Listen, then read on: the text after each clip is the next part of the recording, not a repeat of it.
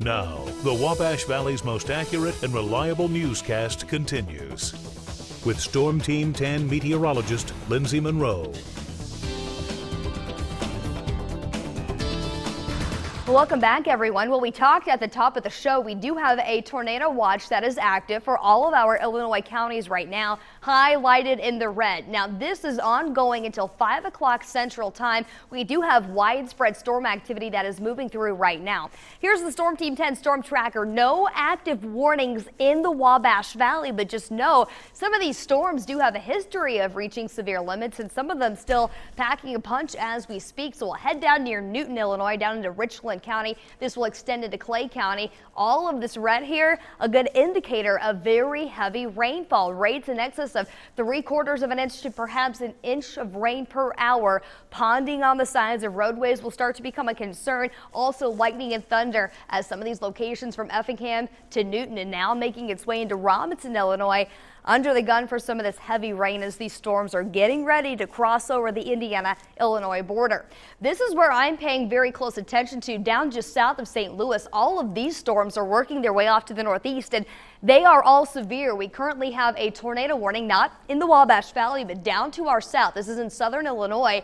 This is a line that's going to be tracking toward the valley here in the next several hours. So this is what we're really paying close attention to. And as far as that tornado watch, this is going to be that main line that watch was issued for. We'll put the radar into motion. You can definitely tell where it is moving off to the northeast. This is the trend as this bigger, more widespread storm system continues to push on through. Here's a look at that bigger picture where we have a little bit of a shift from earlier this morning. The Storm Prediction Center has a moderate risk to our south. This is the very southernmost extent of Indiana and Illinois, mainly south. That's where the bullseye, the more widespread severe weather is in place. For us here locally, we are all under an enhanced risk for severe storms. Essentially what that's going to mean for us, numerous severe storms are expected, and with that, primary threats are going to be, well, damaging wind gusts. That's what we've seen so far today. We'll break down what an enhanced risk means for you at home. This is a category 3 of 5. This is as defined from the Storm Prediction Center.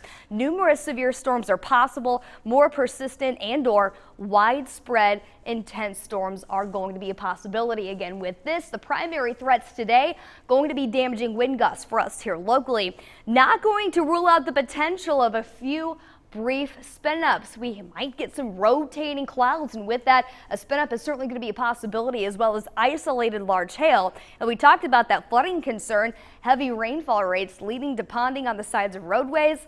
Something else we're going to have to be paying close attention to as well. Check out how big this system is. This is essentially impacting the entire eastern half of the U.S. this afternoon. The warm front lived through this morning. That's why we're seeing temperatures in the 60s right now. Center of low pressure will track straight northeast right into Wisconsin. So this cold front here down to our south, it's eventually going to move through, and it's really what's responsible for bringing this widespread potentially severe weather to the valley. So let's time all this out. This is what you're going to want to know if you have plans for the rest of the day. If you need to get out and about, here's the timing of that potentially severe line of storms. Midday today, it's already moving into our Illinois counties. But again, we talked about that line down near St. Louis. It's going to continue to lift off to the northeast. 1 o'clock today could get a few isolated severe storms, but that line, it's going to arrive around 4 o'clock in the afternoon. Here's 4 p.m. on Futurecast. Going to continue to lift off to the northeast, still around 6 p.m. The potential is there that we could see some damaging wind gusts with some storms. Isolated storms continue with us to about 8 o'clock tonight.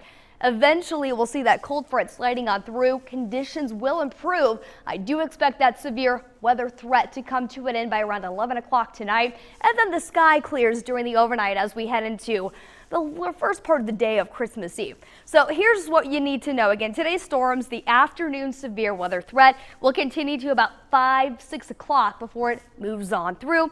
Damaging wind gusts is that primary threat. Again, we talked about the potential of some flooding. Here's your rainfall over the next 48 hours. Again, most of that rain is going to fall this afternoon. Anywhere from a half an inch to around an inch of rain is going to be a possibility.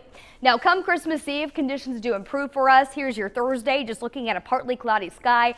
Certainly going to be much cooler, though. Temperatures only topping out near 55 degrees. So just a reminder again, the potential still exists for strong to severe storms to be there. Now is a good time to download the Storm Team 10 weather app. You can get interactive radar, those alerts sent right to your phone so you know exactly what is going on. Of course, we're going to continue with this team coverage until all of these storms are out of the Wabash Valley, keeping you safe. 7-day forecast shows us that things do cool off a bit by Christmas Day this year. Not going to be a white Christmas. Temperatures remain above average into next weekend.